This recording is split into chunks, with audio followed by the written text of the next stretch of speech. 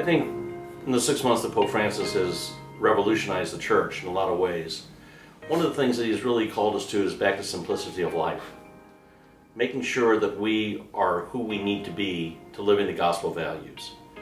I had the good fortune of being in Rio de Janeiro for World Youth Day, and watching him and interact with the crowds, being very close to him a couple of times, celebrating Mass with him, I could just see the holiness exude from him, that he really spoke what he meant and meant what he spoke.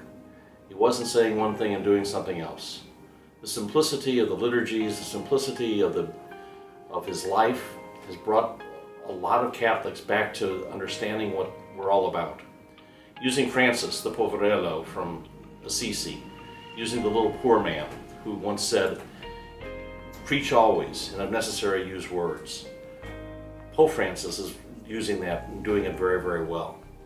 I think one of the things we need to really be conscious of as scouts and scouters, working in the various associations throughout the Western Hemisphere, is using him as an example to our young people, to each other, of the simplicity of life, the beauty of life, the wonder that we can have as we spread the gospel, and to really make it real for our young people especially. We need to be animators in a real sense of the word.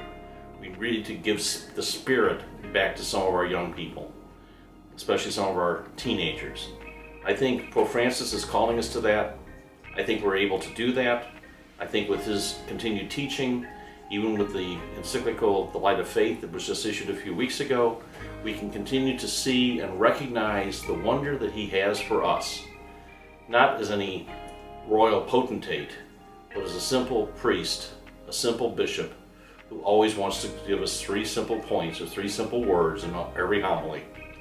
If we need to do that, may we listen to him, grow in holiness, and do everything we can to make his vision alive in the world today, especially here in his home area of the Western Hemisphere.